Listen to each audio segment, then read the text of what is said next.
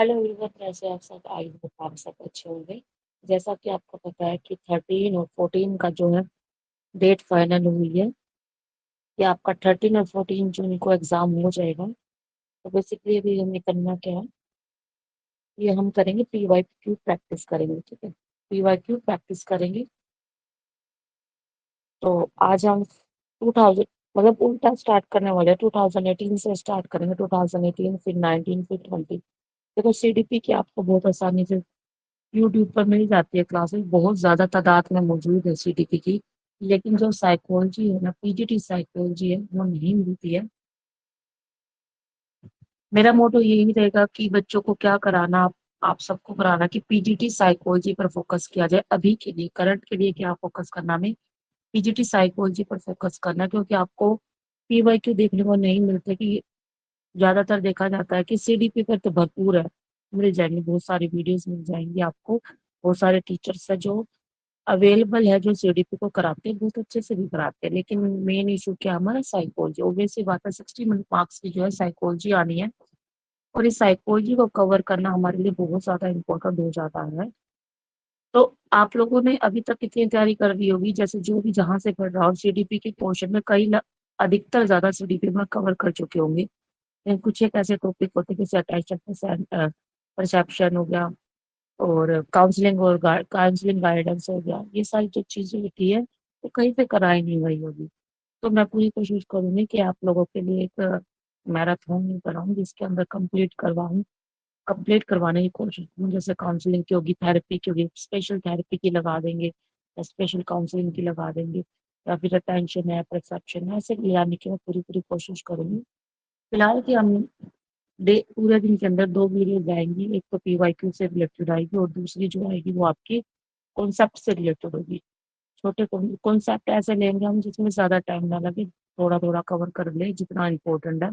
हम इन दिनों में हमें अपनी जो है एग्जाम के पॉइंट ऑफ व्यू से जितना हो सके, जो जो चीज इम्पोर्टेंट है उन टॉपिक्स को कंप्लीट करने की पूरी पूरी कोशिश करेंगे। ठीक है। वैसे कंटिन्यू क्लास टीचमेंट ऐप है, एक टीचमेंट ऐप करके है, वहां पर मैं रेगुलर क्लासेस लेती हूँ। जिन बच्चों को ऑनलाइन पढ़ना है, इस ऐप पर मुझे एक बार DM कर दे। लिंक है ना डिस्क्रिप्शन पर है, आपको जैसे DM करना हो, टेलीग्राम का लिंक जो है डिस्क्रिप्शन पे दे रखा है, वहां पर आप जाके चेक कर सकते हैं। ठीक है, तो स्टार्ट करते हैं हमें साइकोलॉजी के क्वेश्चन। बेसिकली ये कंप्लीट पेपर है आपका, और ये कंप्लीट पेपर मैं टेलीग्राम पर आप लोगों के साथ शेयर कर दूंगी। वहां जाकर आप इस पेपर को ले सकते हैं इजिली, और साथ ही साथ आंसर की भी जो है इसकी अवेलेबल कर दूंगी। तो स्टार्ट करते हैं हमारा। बेसिकली ये सब CDP के आप लोगों को हर कोई करने को इजिली मिल जाएगा, लेकिन हमारा मोटो क्या है, साइकोलॉजी को करना। तो सीधा हम साइकोलॉजी की तरफ चलते हैं।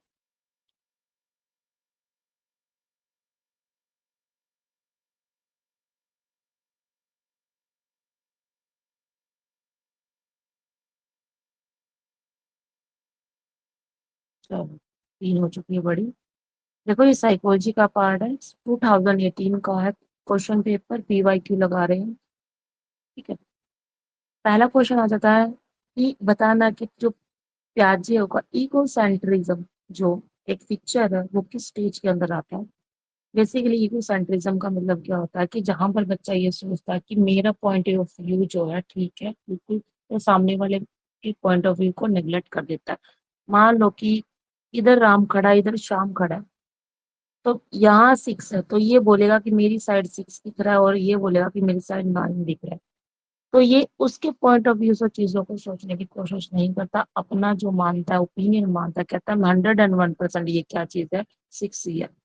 यानी कि यहाँ पे क्या क्या अपने पॉइंट ऑफ व्यू को मैटर दिया, और दूसरों को नेगलेक्ट कर दिया कि तुम झूठ बोल रहे हो, नहीं वो 6 ही है। ये समझने की कोशिश नहीं कर रहा कि उधर से देखने पर भी 9 हो सकता है।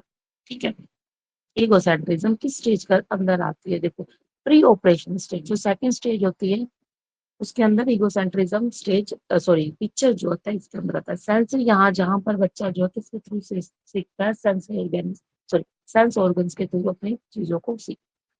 प्री ऑपरेशनल हो गया, सेकंड स्टेज आ जाती है। कई कई बार क्या पूछ लेता, सीक्वेंस पूछ लेता, सीक्वेंस में लगाओ। कंक्रीट ऑपरेशन पूछ लेता, थर्ड स्टेज, या formal stage, formal operation fourth stage हो जाएगी। ठीक है, आगे काफी क्वेश्चन देखने को मिलेंगे, वहां पर धीरे धीरे कॉन्सेप्ट क्लियर जो होते चले जाएंगे। मास्लो की थ्योरी है, मास्लो के हायरार्की थ्योरी है, जिन्होंने हायरार्की दी थी नीड्स की। सबसे पहले उन्होंने बोला था कि कौन सी नीड आई, हमारी फिजियोलॉजिकल नीड्स आई। कंप्लीट करने की कोशिश करेंगे हम थोड़ी थोड़ी थ्योरीज को। फिजियोलॉजिकल नीड जो होती है, उन्होंने बोला था ये बेसिक नीड है। बेसिक नीड मतलब जो जीने के लिए, सर्वाइवल करने के लिए जरूरी है। ह्यूमंस के लिए सर्वाइवल करने के लिए जो जरूरी है, जैसे खाना पीना है क्या, खाना और पीना, ये सारी चीजें क्या जीने के लिए जरूरी है। फिर ये पहली स्टेज आ जाती है, फिर दूसरी स्टेज आ गई। ऑब्वियसली सी बात, हमारे पास खाना है पीना, क्या किस चीज की जरूरत है, हमें रहने की जरूरत है, सेफ्टी की जरूरत, सेफ्टी यानी कि घर की जरूरत है, जहाँ पर आप सुरक्षित महसूस करोगे अपने आप को। घर एक ऐसी एनवायरनमेंट है जहाँ आप अपने आप को सेफ फील करते हो। फिर इसके बाद आती है थर्ड स्टेज।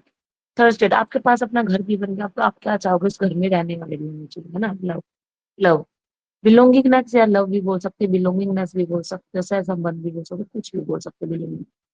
तो इसमें क्या होता है, अब आपके पास पहला खाना भी हो गया, सेफ्टी भी होगी, इसके बाद क्या होगा, आप ये चाहोगे कि आप रिलेशन बनाओ, क्या बनाओ, रिलेशन, संबंध बनाने की कोशिश करते हैं दूसरों के साथ, यानी कि हमारे family members, neighbours, friends, prior group, ये सारे किसके अंदर आते हैं, लव के अंदर आ जाते हैं, बिलोंग, लव एंड बिलोंगिंगनेस आ जाता है।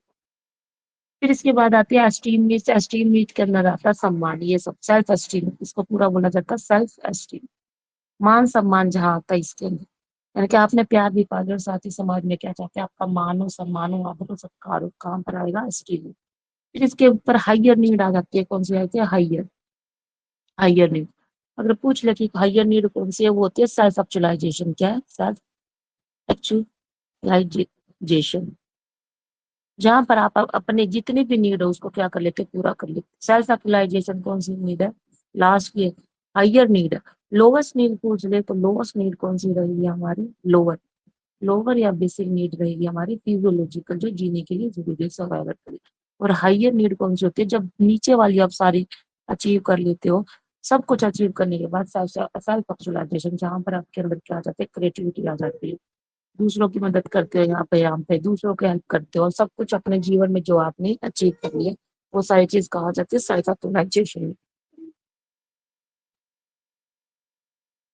फिर इसके बाद आता है 93 क्वेश्चन। 93 क्वेश्चन के अंदर पूछा गया है कि हमें बताना है इनमें से कौन सा नहीं है गोल ऑफ साइकोलॉजी। देखो बेसिकली साइकोलॉजी के अगर देखें तो इम्पोर्टेंट 4 गोल पाए जाते हैं।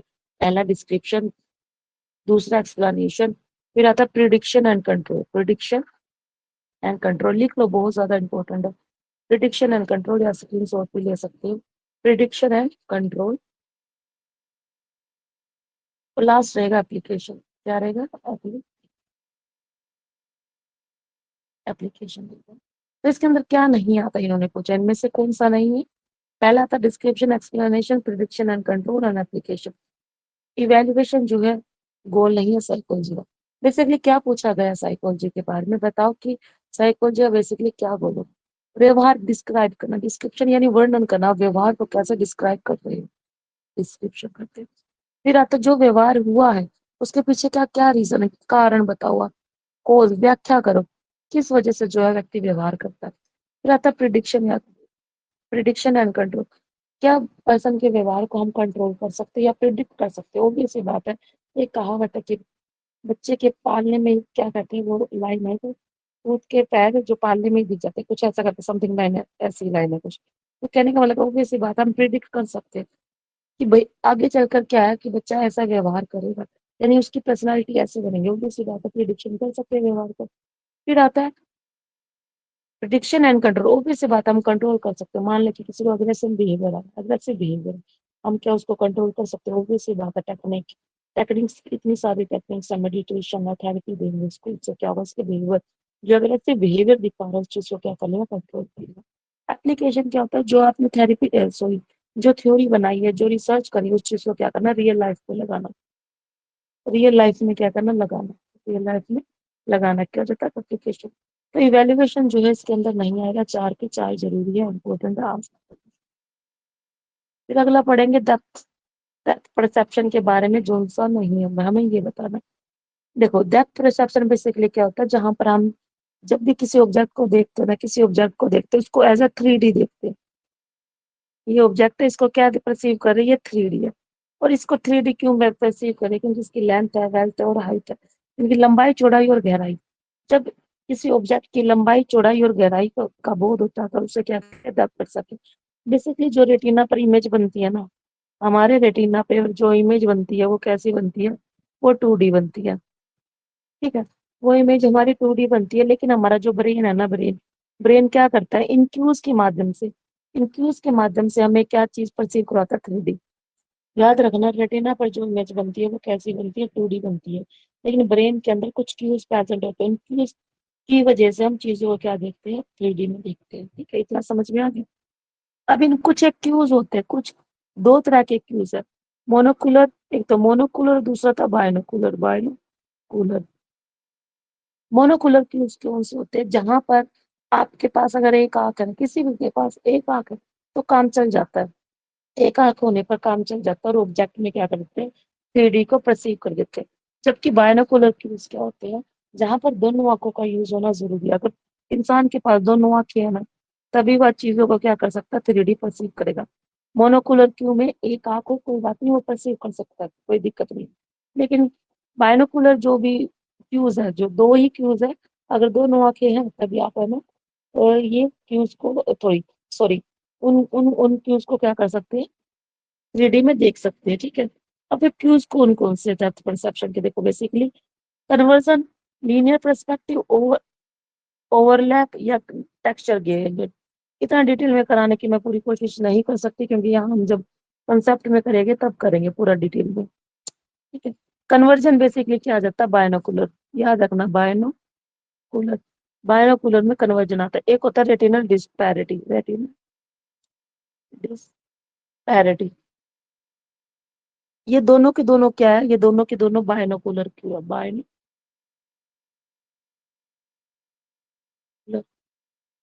ये दोनों के दोनों क्या है, बायनोकुलर, जहां पर दोनों आंखों का यूज होना जरूरी है, दोनों आंखें यूज होती है 3D परसीव करने में। बाकी जितने भी ये linear perspective, overlap, texture graded, aerial perspective, और और भी बहुत कुछ है, अभी याद नहीं आ रहा है, जब कॉन्सेप्ट कराऊंगी तब क्लियर हो जाएगा, ठीक है। याद रखना।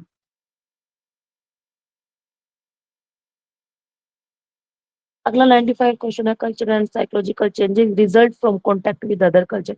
यानी कि इनका मतलब, कहने का मतलब क्या है, कल्चर और साइकोलॉजिकल चेंजेस आना किस वजह से, दूसरे कल्चर के कारण, तो इसको क्या बोलेंगे, एक्कल्चरेशन कर देंगे।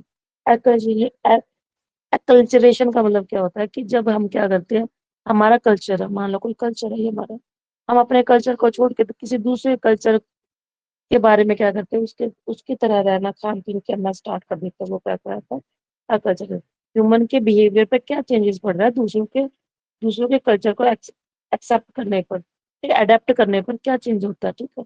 कल्चरल और psychological change, contact with other culture की बात कर रहे हैं, दूसरों की कल्चर, मान लो ये इंडियन है, ये नॉर्थ इंडिया का, नॉर्थ इंडियन कहाँ जाता है, साउथ इंडियन, साउथ इंडियन की तरह कहता है रहना, खाना पीना, सोना, उन्हीं के अकॉर्डिंग, उन्हीं के टाइम अकॉर्डिंग अपना व्यवहार को उन्हीं के अकॉर्डिंग कर लेता, चेंज कर लेता, तो कैसे चेंज लेता, उसको क्या बोलेंगे, एक्कल्चरेशन बोल देंगे।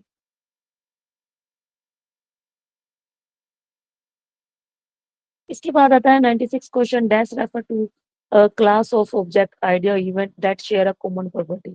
याद रखना, क्लास और ऑब्जेक्ट ये वर्ड आ जाए या फिर कैटेगरी आ जाए, कैटेगरी, तो क्या डाल दोगे, आग बूंद कर कॉन्सेप्ट डाल देंगे, आग बंद कर क्या डाल दोगे, कॉन्सेप्ट।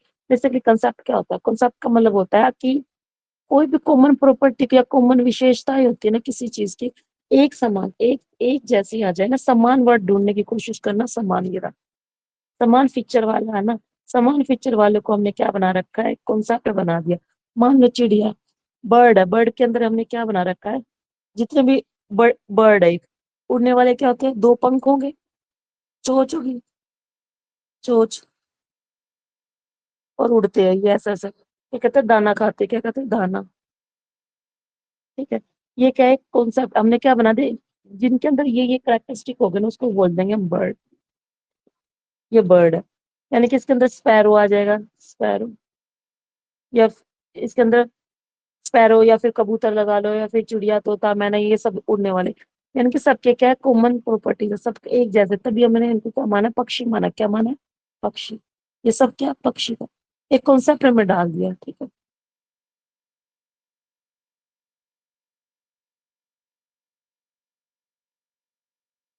97 क्वेश्चन है कि people high in a need, people की ऐसी नीड हाई होना जो चाहते हैं कि दूसरे उन्हें पसंद करे और गुड टीम प्लेयर की तरह काम करे, अच्छा टीम टीम प्लेयर करे, ठीक है, अच्छा को परफॉर्मेंस दे।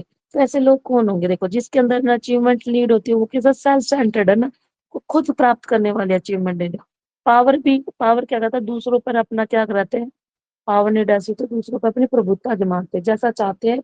ये लोग ऐसा चाहते हैं कि जैसा ये चाहते हैं वैसे ये लोग ऐसा फॉलो करें, ठीक है, पावर दिखाते हैं।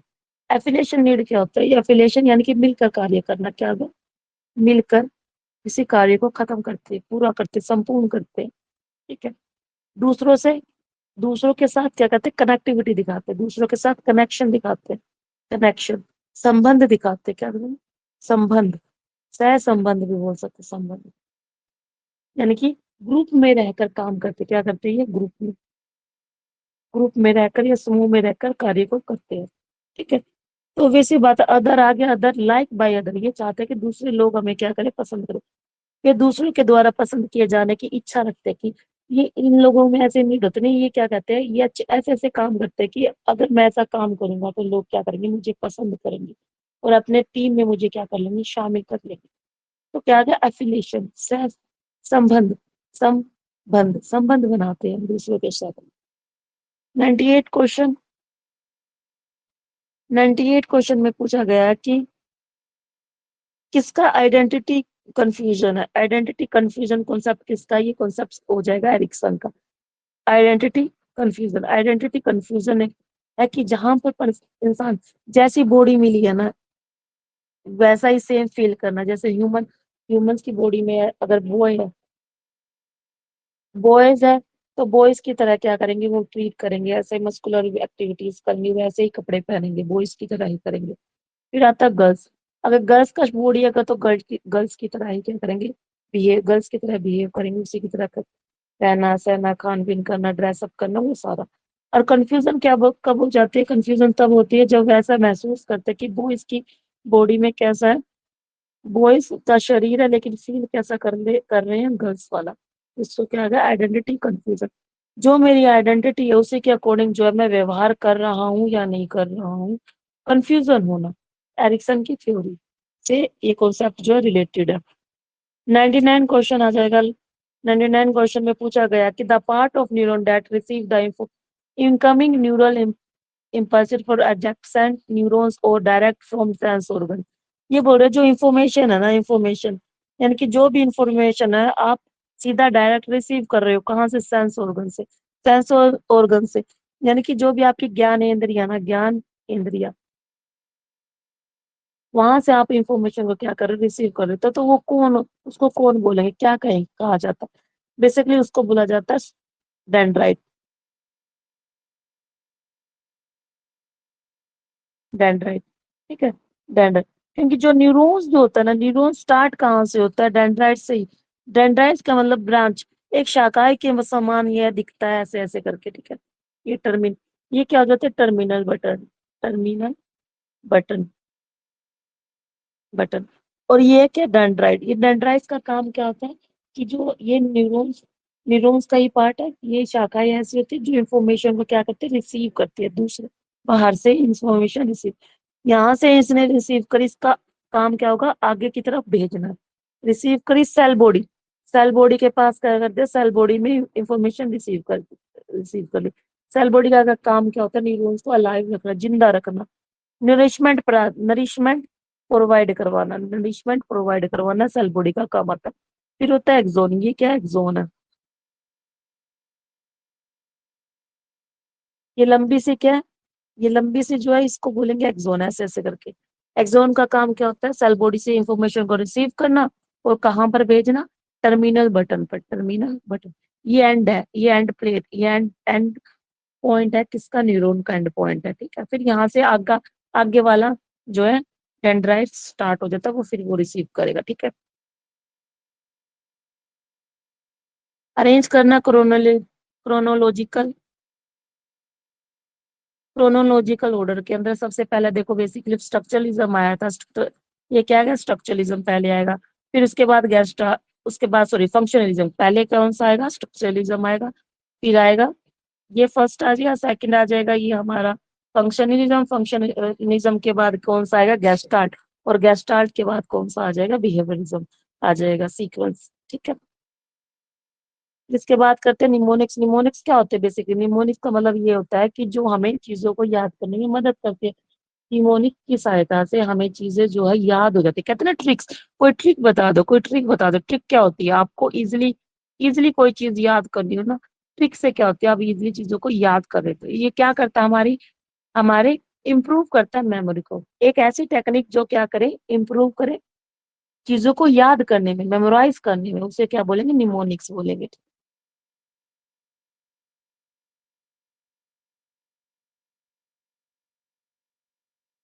Who wrote the who wrote the book, देखो बेसिकली बुक का नाम है, ये बुक का नाम है science and human behaviour.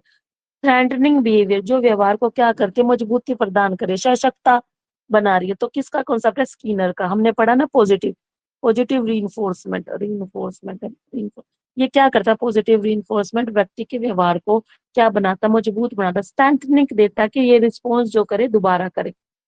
Positive reinforcement, positive reinforcement sorry, reinforcement खाली रीइंफोर्समेंट बोल देंगे। पॉजिटिव रीइंफोर्समेंट या नेगेटिव रीइंफोर्समेंट, दोनों का काम क्या होता है कि व्यवहार को क्या बनाना, स्ट्रेंथनिंग देना, रिस्पॉन्स, ताकि ये जो व्यवहार बिहेवियर को जो स्ट्रेंथनिंग मिल रही है, मजबूती मिल रही है ना, ये दोबारा कर सके। रिवॉर्ड मिलने पर या रीइंफोर्समेंट मिलने पर ह्यूमन क्या करता है, उस व्यवहार को दोबारा करने की कोशिश करता है। तो इससे क्या होता है कि इंसान के बिहेवियर को क्या मिलती है, स्ट्रेंथनिंग मिल जाती है, मजबूती मिल जाती है कि ये व्यवहार को दोबारा करेगा। ठीक है,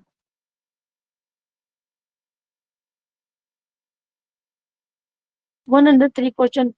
When a problem is seen as sorry, problem is seen as a having a one answer with all lines of a thinking leading to that answer. This is a known as a thinking. देखो basically thinking ना दो तरह की होती है ना। डा- वैसे तो बहुत तरह की होती है जहाँ, लेकिन यहाँ पर बात करते हैं हम दो तरह की, डाइवर्जन और कन्वर्जेंट थिंकिंग। देखो कन्वर्जेंट थिंकिंग क्या, कन्वर्जेंट थिंकिंग में क्या होता है कि जब आपके पास एक प्रॉब्लम है, ये क्या प्रॉब्लम, जब आपके पास एक प्रॉब्लम है उसका सोल्यूशन सिर्फ एक ही होता है, एक ही सोल्यूशन मिले, तो उसको क्या बोलेंगे, कन्वर्जन। यानी कि आप कहीं से भी जा रहे हो लेकिन आंसर क्या होगा, एक ही होगा, किसी भी दिशा से चले जाओ आंसर आपको एक ही मिलेगा, एक ही आंसर मिलेगा। ठीक है, वो क्या हो जाते हैं, कन्वर्जेंट हो जाते हैं।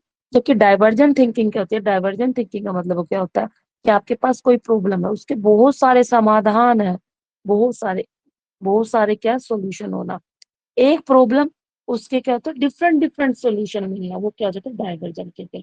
देखो क्रिएटिविटी को डाइवर्जेंट थिंकिंग किसने बोला था, गिलफोर्ड ने। किसने बोला था, गिलफोर्ड। गिल गिलफोर्ड, ये जिन्होंने क्या माना था कि जो डाइवर्जेंट थिंकिंग है ना, डाइवर्जेंट थिंकिंग वो क्या है, वो क्रिएटिविटी है। क्रिएटिविटी का मतलब ही क्या होता है कि अलग अलग तरीकों से सोचना, नोवल, कुछ नया इनोवेटिव आइडिया लेकर आना। ऐसा आइडिया जो नया हो, जो पहले किसी ने उस चीज को यूज ना किया हो, अनयूजल यूज होना चीजों के बारे में। ठीक है, ये क्या हो जाती है, क्रिएटिविटी हो जाती है। क्रिएटिविटी को डाइवर्जेंट थिंकिंग किसने बोला, गिलफोर्ड ने बोला। डाइवर्जेंट थिंकिंग क्या होती है, एक प्रॉब्लम बहुत सारे सोल्यूशन होना। ठीक है, ये एक प्रॉब्लम है, इसके बहुत सारे सोल्यूशन होना, क्या कहला जाता है, डाइवर्जन। और कन्वर्जन क्या होता है, ऊपर लाइन में दे रखा, आप कितने भी कहीं से भी आ जाओ लेकिन आंसर क्या होगा, एक ही। ये उल्टा हो जाता है, यानी कि आप किसी भी दिशा से आ जाओ आंसर एक ही होगा, ये एक ही आंसर है। ठीक है, ये ही रास्ता आ जाएगा एक ही आंसर पर, एक ही। ठीक है, अगला क्वेश्चन आ जाता है, इनमें से बताना कौन सा मेथड वर्बल वर्बल लर्निंग के सिमिलर है। एसएस कंडीशनिंग और एसआर कंडीशनिंग। देखिए पेयर एसोसिएशन ऊपर वाले का थर्ड आंसर है। ठीक है, इसका आंसर क्या आ जाएगा, पेयर एसोसिएशन। देखो पेयर एसोसिएशन लर्निंग में क्या होता है कि आपको एक शब्द दिया जा रहा है, फिर उससे रलता हुआ, उससे मिलता हुआ क्या करते हैं, आप शब्द देते हैं, है ना। तो वो क्या होगा, पेयर, पेयर में होना ना, दो चीज पेयर में लर्निंग। ऐसे स्टिमुलस और रिस्पॉन्स, स्टिमुलस है फिर क्या करा, रिस्पॉन्स, स्टिमुलस है रिस्पॉन्स, ये भी क्या है, पेयर में चल रही है। हम चीजें कैसे सीख रहे हैं, पेयरिंग में सीख रहे हैं। ठीक है,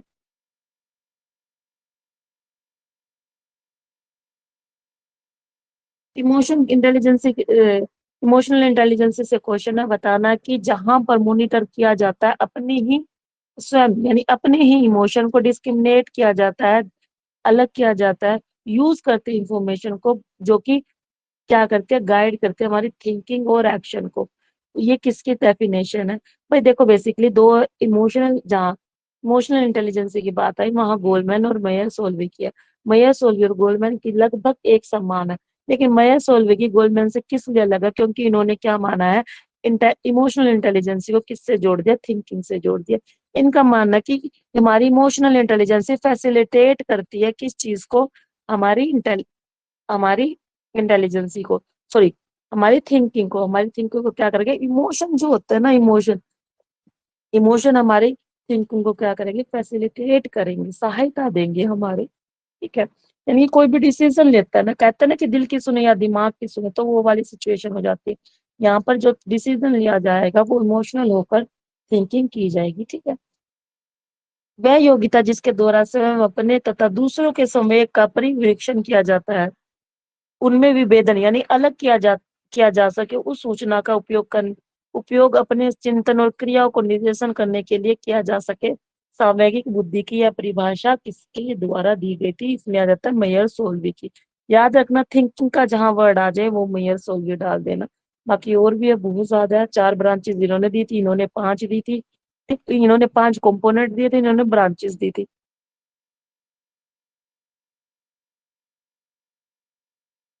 160 क्वेश्चन 106 क्वेश्चन लगाओ। देन पास लर्निंग इंटरफेरेंस, ये बोला कि पास की जो लर्निंग है ना आपकी, वो बाधा डाल रही है किसमें? नए वाले में। लेटरल ना, लेटरल मतलब बाद की क्या कर रही है? अवरोध उत्पन्न। पास्ट लर्निंग क्या कर रही है? इंटरफेरेंस कर रही है। अब इसके अंदर अच्छा सा एग्जाम्पल कभी नहीं बोलोगे, प्रोएक्टिव आता है इसका आंसर। प्रोएक्टिव में मतलब क्या होता है कि पहले इंफॉर्मेशन, पहले की, मान लो किसी का पासवर्ड, किसी ने पहले पैटर्न ऐसा था, पासवर्ड ये था। ठीक है, किसी मदर ने ये लगा रखा था, उसे पता चल गया, बच्चों को है ना पासवर्ड पता चल गया, अब क्या करना पड़ेगा? चेंज करने पड़ेगा। अब मम्मा पार्टनर कौन सा चूज कर लेती है? अब नया बनाती है, अब एक ऐसे बना लेती है मान लो। अब मम्मा जब भी कभी है ना, मदर क्या करती है, जब भी अभी फोन का पासवर्ड खोलना होता तो क्या करती है? ऐसे वाला डाल देती है, पुराने वाला। और जबकि नया वाला पासवर्ड कौन सा? ये वाला, नया वाला, ये पुराने वाला, ये डाल रही है। अब ये क्या कर रही है कि जो पुरानी इंफॉर्मेशन है, ये ओल्ड वाली इंफॉर्मेशन क्या करे? नई वाली चीजों, नई चीज सीखने में क्या डाल रही है? बाधा डाल रही है। उसको क्या बोलेंगे? Proactive interference. पी से रखना प्रोएक्टिव, पी से रखना ना फोन का पासवर्ड। फोन का पासवर्ड याद रहेगा, कभी नहीं भूलोगे। पी से प्रोएक्टिव, पी से फोन का पासवर्ड। यहाँ का क्या हो गया? पुरानी वाली इंफॉर्मेशन अवरोध उत्पन्न कर रही है, यानी कि इंटरफेरेंस कर रही है नई इंफॉर्मेशन को याद करने में। इसका दूसरा आ जाता है रेट्रोएक्टिव। रेट्रोएक्टिव में इसका उल्टा हो जाता है कि पुराने वाले को क्या करते हैं कि भूल जाते हैं, और नए वाले को याद रखते हैं, न्यू वन। अब जैसे ही पुराने क्या था, जो जब भी कोई चीज पुरानी वाली याद करने की कोशिश करते हैं ना, पुरानी वाली, तो नए वाली क्या करती है? अवरोध उत्पन्न करती है। फॉर एग्जाम्पल, रेट्रो का मतलब होता है पुराना। पुराना यानी कि पुराने दोस्त क्या होते हैं? हम भूल जाते हैं। नए दोस्त आने पर क्या हो गया? एक सेकंड। रेट्रोएक्टिव में याद रखना कि जैसे नए फ्रेंड आए, नए फ्रेंड, जैसे कि प्लस 2 के फ्रेंड थे ना, प्लस 2 के क्लास फ्रेंड थे, उन सबको हम भूल गए, क्योंकि कॉलेज में नए नए फ्रेंड मिल गए, कॉलेज में न्यू फ्रेंड मिल गए। तो यानी कि नए वाले किस में बाधा उत्पन्न कर रहे हैं? पुराने वाले को याद करने में। उसमें प्रोएक्टिव में क्या था? प्रोएक्टिव में हम पुराने वाले बार बार अवरोध उत्पन्न कर रहे थे, यहाँ नया वाला अवरोध उत्पन्न, न्यू न्यू वंस जो है, नया है, वो बाधा डाल रही है, इंटरफेरेंस डाल रही है। अब आता है visual and auditory sensation control किससे होता है? कौन से एरिया से होता है? बेसिकली जो भी सेंसेशन वर्ड आ गया ना, सेंसेशन वर्ड कहाँ आएगा? पैरिएटल। फ्रंटल लोब में क्या था? Motor control, planning, higher cognitive ability, ये सारी आ जाते हैं, कॉग्निटिव एबिलिटी। टेम्पोरल किससे रिलेटेड होता है? हियरिंग से, सुनने से। खाली हियरिंग्स नहीं दिया, दोनों चीज दे रखी है। और सेंसेशन की बात आती है, सेंसेशन हमें हमेशा क्या याद है? कहाँ रहेगी? पेरिफेरल। ऑक्सीपिटल किससे रिलेटेड होता है? विजन से। कहाँ से? विजन, यानी देखने से संबंधित, जो इंफॉर्मेशन देखने से संबंधित होती है ना। थोड़ा अच्छे से करा दो, इम्पोर्टेंट है, स्लो लिखना पड़ेगा। मोटर और हायर मेंटल एबिलिटी, प्लानिंग होगी, कोग्निशन एबिलिटी होगी यहाँ पर, कोग्निटिव एबिलिटी, प्लानिंग, मॉनिटरिंग, सब चीज यहाँ पर।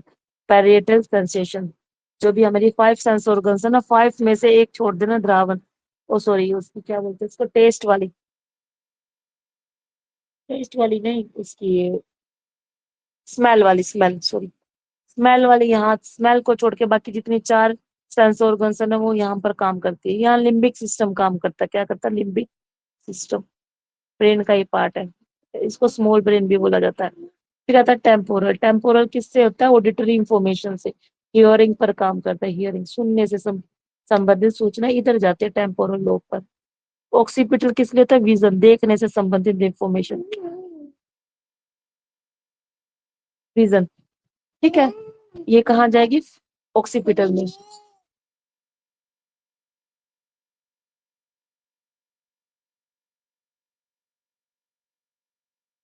क्रिएटिव थिंकिंग का ऑर्डर लगाना है, सबसे पहले क्या आता है? सबसे पहले हम तैयारी करेंगे, किसी की कोई प्रॉब्लम है, देखो ये वाली क्लास मैंने ले रखी है, यूट्यूब पर मिल जाएगी। पार्ट 1 में क्रिएटिविटी की पार्ट 1 क्लास ले रखी है। सबसे पहले तो मैं इस चीज को एक्सप्लेन नहीं करूंगी, तो सबसे पहले क्या करेंगे? प्रिपरेशन, तैयारी करेंगे, इंक्यूपेशन करेंगे, एलिमिनेशन करेंगे, लास्ट में वेरिफिकेशन, ठीक है। इस चीज को मैं स्किप करती हूँ क्योंकि यूट्यूब पर क्रिएटिविटी की मैंने क्लास ले रखी है। सुन, 109 क्वेश्चन है।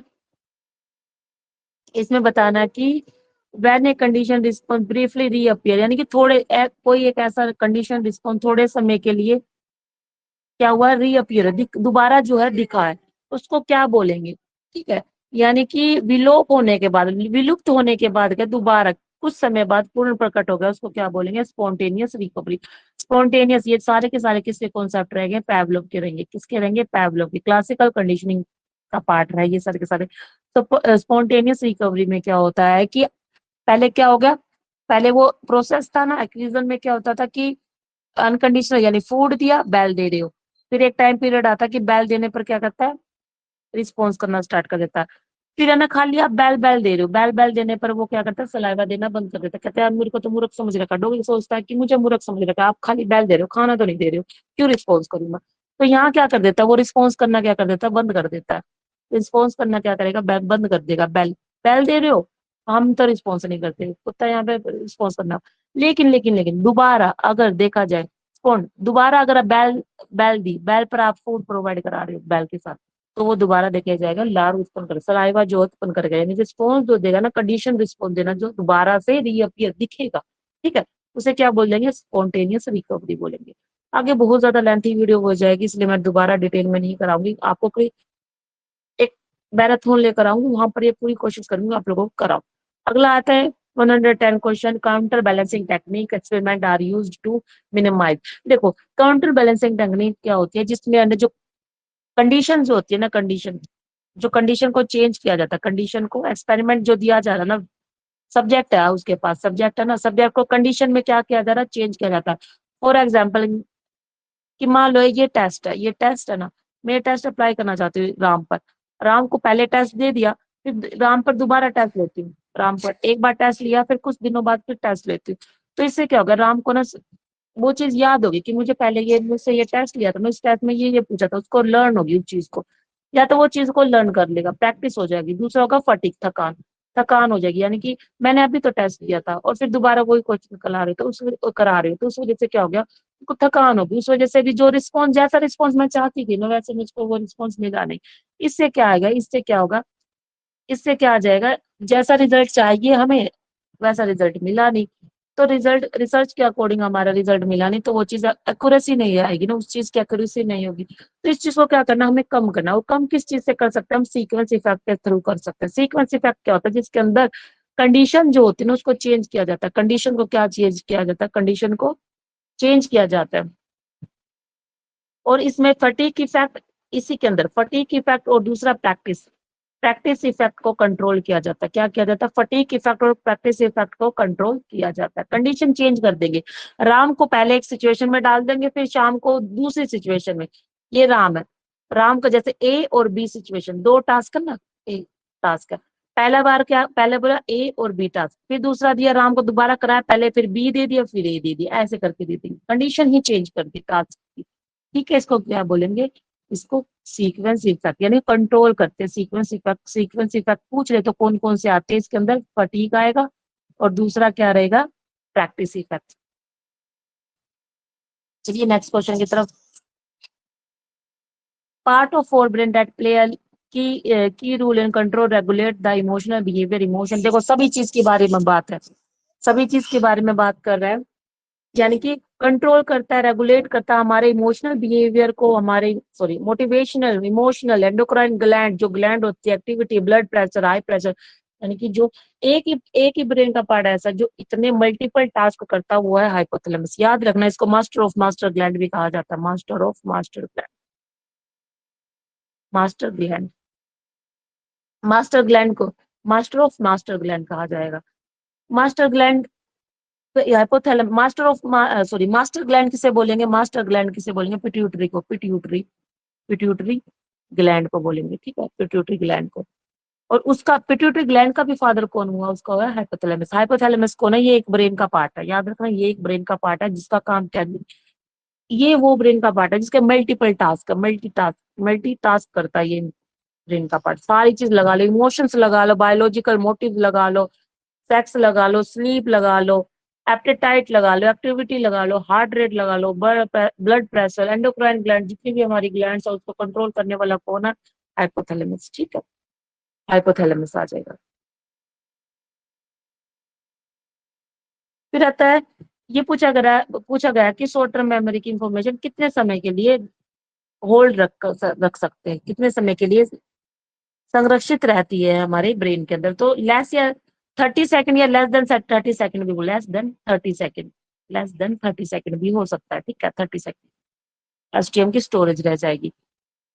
कैचर और सिंगलर का क्लासिकल बहुत ज्यादा इंपॉर्टेंट, कैचर और सिंगलर की क्लासिकल स्टडी है, ये पार्टिसिपेट को physically aroused by, physically arouse किस लिए किया गया था, देखो ये एक इमोशन का पार्ट है, किस चीज का पार्ट है, इमोशन का, इमोशन की थ्योरी है, किसकी है, स्केचर और सिंगलर की थ्योरी है। एक एक्सपेरिमेंट इन्होंने करा था, इन्होंने कंडक्ट किया था कि लोगों को बुलाया, सब्जेक्ट थे, सारे सब्जेक्ट थे, सब्जेक्ट को बोला कि आप लोगों को विटामिन का जो है, विटामिन का क्या दिया जा रहा है, इंजेक्शन दिया जा रहा है। और जबकि एक्चुअल में किस चीज का इंजेक्शन दिया गया था, एपिनेफ्राइन का। एपिनेफ्राइन क्या है, एक ये हार्मोन्स रिलीज करने वाला स्ट्रेस हार्मोन्स, जहां पर सिंपैथेटिक नर्वस सिस्टम क्या होता है, ह्यूमन का सिंपैथेटिक नर्वस सिस्टम जो एक्टिवेट हो जाता है, जिससे जो उसके अंदर फिजियोलॉजिकल जो चेंज होता है, फिजियोलॉजिकल अराउजल होता है, सांस लेना, लंबी लंबी सांस लेना स्टार्ट कर देता है उसके अंदर, ठीक है, ब्लड प्रेशर हाई हो जाता है उसका, वो सारे फिजियोलॉजिकल चेंजेस आ जाते हैं, ठीक है। फिर उनको ये बोला गया था, उनको बोला क्या गया था कि आपको तो विटामिन का इंजेक्शन दिया गया, एक्चुअल में किस चीज का दिया गया था, एपिनेफ्राइन का दिया गया था, ठीक है। यानी कि यहाँ पर क्या गया था, छल किया गया था, छल किया गया था ना, obviously बात है, सच्चाई को क्या छुपाया गया था, सच्चाई को छुपाया गया था। अगर एक्सपेरिमेंट की बात आए तो बहुत ज्यादा एक्सपेरिमेंट हो जाएगा, ये जो वीडियो है बहुत ज्यादा हो जाएगी, तो इसलिए इस चीज को मैं यहीं पे ही छोड़ देती हूँ, आगे करेंगे, अब जब मैं इमोशन की मैराथन लूंगी ना तब कराऊंगी। तो याद रखना, फिर पार्टिसिपेट को क्या दिया गया था, फिजिकल अराउजल हुआ था, किस वजह से, क्योंकि इनको एपिनेफ्राइन जो है, एपिनेफ्राइन का इंजेक्शन मिला था। अगला क्वेश्चन आ जाता है, क्वेश्चन पूछा जाता है कि discipline study the relationship between the stimulus और सेंसेशन, जो स्टिमुलस और सेंसेशन के बीच में क्या करे, स्टडी करते हैं, उसे साइकोफिजिक्स बोला जाता है, उसको क्या बोलेंगे, साइकोफिजिक्स बोला जाएगा, सीधा सा क्वेश्चन है। अगला क्वेश्चन आ जाता है कि बताना कि classical study baby monkey attachment theory, attachment theory नहीं, सॉरी, जॉन बॉल्बी की थ्योरी अटैचमेंट थ्योरी, लेकिन अटैचमेंट के ऊपर कॉन्सेप्ट पर किसने स्टडी की थी, मंकी लिए थे उन्होंने, बंदर लिए थे, दो बंदरों को क्या करा था, दो एक क्या बोलते हैं, मॉडल लगा लो, एक वायर वाला मंकी था, और एक था सॉफ्ट सॉफ्ट यानी सॉफ्ट कॉटन का मंकी था। तो ठीक है, छोटे बच्चे थे मंकी क्या, देखो हाँ ये वाला भी मुझे याद आ रहा है, डेवलपमेंट की थ्योरी में मैंने करवा रखा, तो आप वहां से भी कर सकते हो, यूट्यूब की क्लास पर है, ठीक है।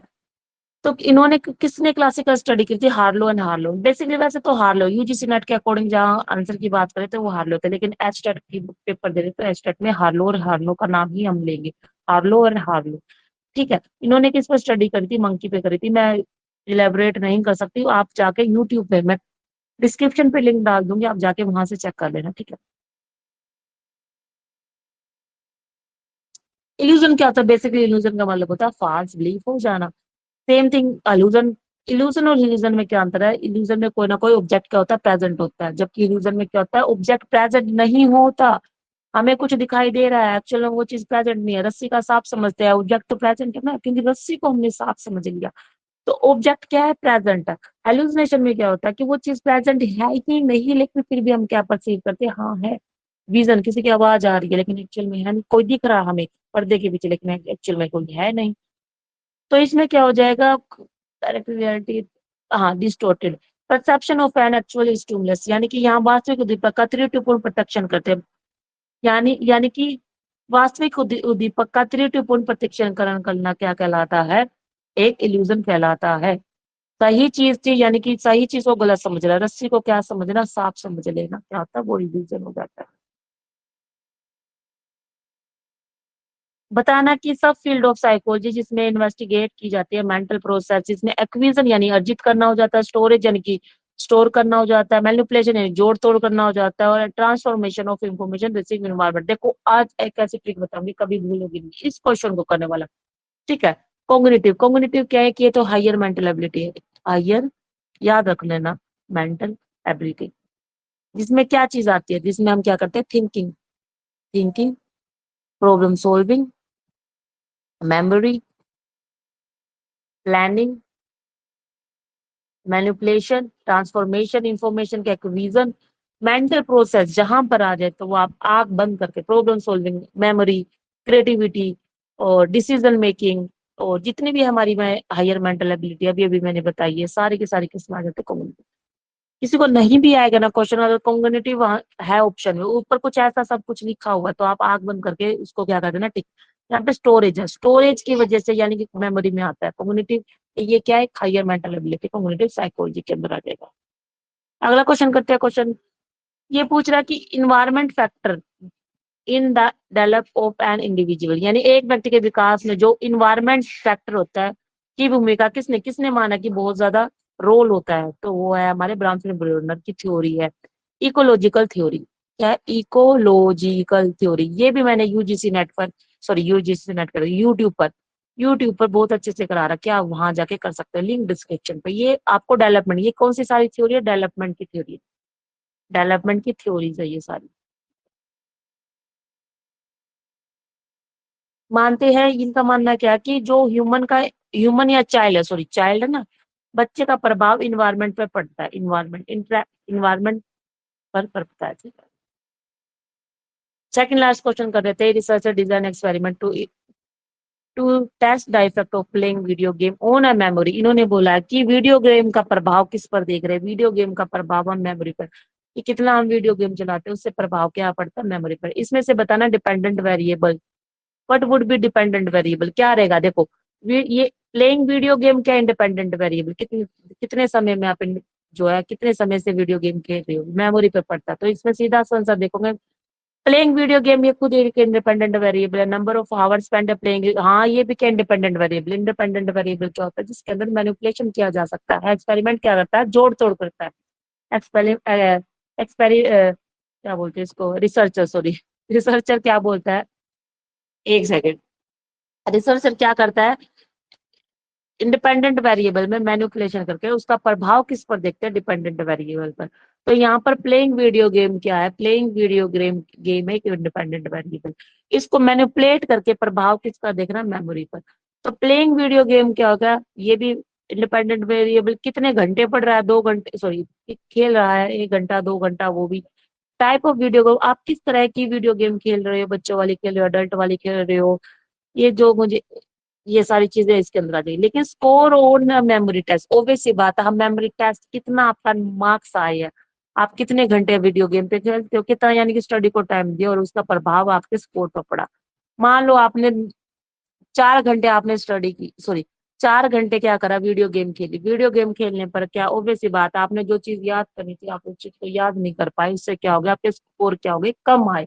मम्मी कहती रहती है पढ़ लो वीडियो गेम मत खेलो मत खेलो, तो उससे ऑब्वियस सी बात है आपका जो कल टेस्ट होना था उसके अंदर स्कोर कम आएंगे।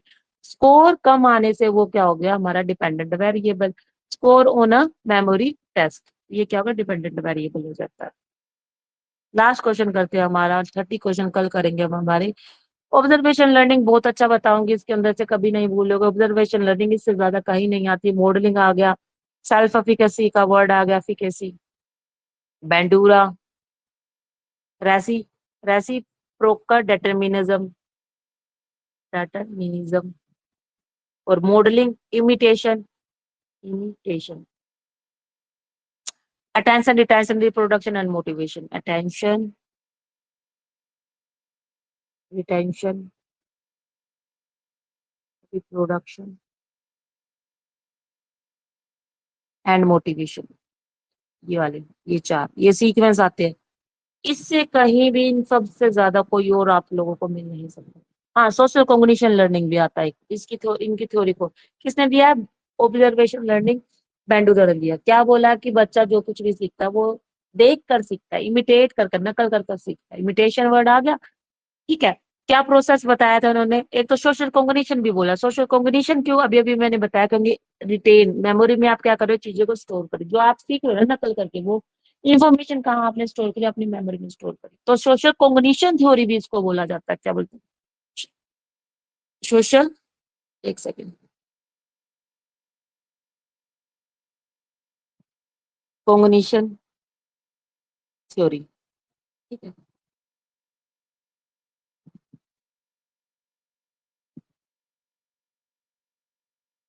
ठीक है,